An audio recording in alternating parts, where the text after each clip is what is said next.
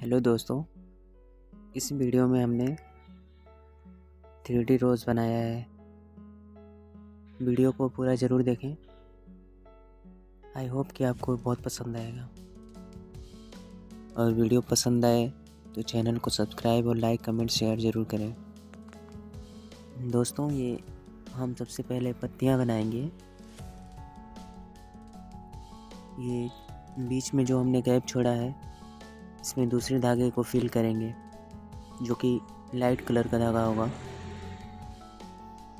दोस्तों, कॉम्बिनेशन धागे से पत्तियां बनाने से हमको पत्तियों में एक अलग तरह की शेड नज़र आती है, जो कि पत्तियां बहुत अच्छी दिखती हैं।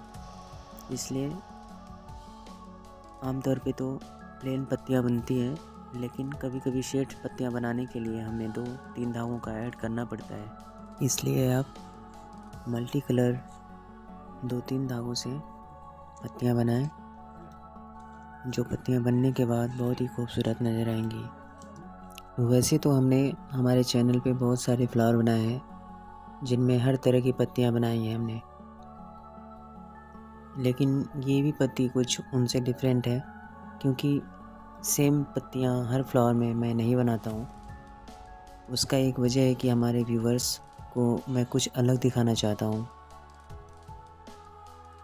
अब हम दूसरे धागे से इसको, जो लाइट कलर का धागा है, उससे हम इस पत्ती में शेड लाएंगे।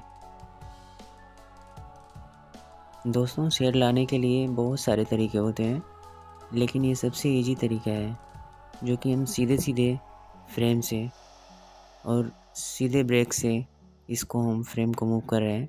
वरना हमें 2 नंबर के ब्रेक से लेफ़्ट राइट मूव करना होता है, वो भी बहुत ही स्पीड में। वो बिगनर्स के लिए ज़्यादा अच्छा नहीं होगा। इसके लिए हम बिगनर्स को समझाने के लिए इजी तरीके से पत्तियां बना रहे हैं। दोस्तों, अब हम छोटी पत्तियां बनाएंगे, जिसको फ्रेम को रोटेट करके बनाना होता है। आप अपने पत्तियों के साइज़ के अकॉर्डिंग टाँका ले सकते हैं और फ्रेम को हमेशा रोटेट करते रहना है। ये दूसरा धागा उसमें ऐड कर रहे हैं, जो कि शेड के लिए। अब हम रेड कलर से गुलाब की कली बनाएंगे। दोस्तों, ये फ्लावर बहुत ही प्यारी होने वाली है, आप वीडियो को पूरा ज़रूर देखें। इसके बाद हमें सेंट्रल का फ्लावर बनाने के लिए एक अलग कपड़ा यूज़ करना होगा, जो कि मेरे चैनल पे आपको इससे पहले भी ऐसे वीडियोस मिले होंगे। दोस्तों, अब हम एक अलग कपड़ा लेंगे, जिस पे फ्रेम को हमने बैठा लिया है। अब जो गुलाब की पंखुड़ियाँ हैं, जैसे कि जिसे हमने राउंड शेप में बनाया है, अब उसे रेड कलर के धागे की मदद से पूरा फील करेंगे। दोस्तों, फिनिशिंग का इसमें खासकर ध्यान दें।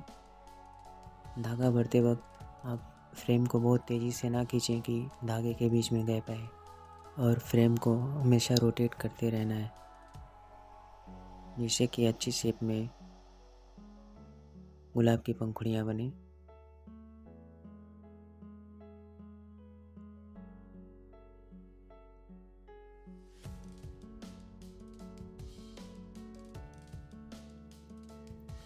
और इनको लाइन तक पूरी तरह नहीं फिल करना है, थोड़ा सा बाकी रख दें, क्योंकि हमें इसमें दूसरे धागे को ऐड करना है, जो कि पंखुड़ियों के शेड के काम आएगा। अगर पूरा धागा भी चल जाता है तो कोई दिक्कत नहीं है, आप उसको शेड में दबा सकते हैं।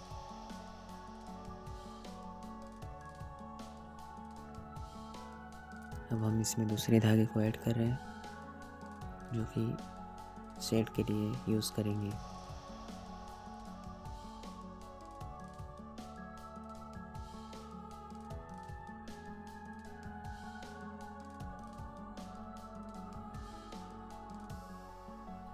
दोस्तों, चौड़े टाके की ही मदद से बनाएं इसको।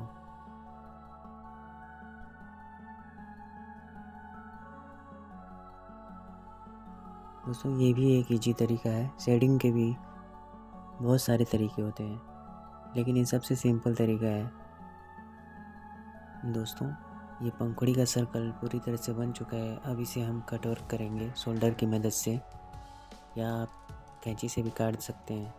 अब ये कट वर्क हो चुका है। अब इसे हम जो पत्तियां बनाई थी उनके बीच में इसको पेस्ट करना है। अब हम उसको सिलाई के ज़रिए उस पत्तियों के बीच में इसको चिपका देंगे, यानी कि अटैच कर देंगे।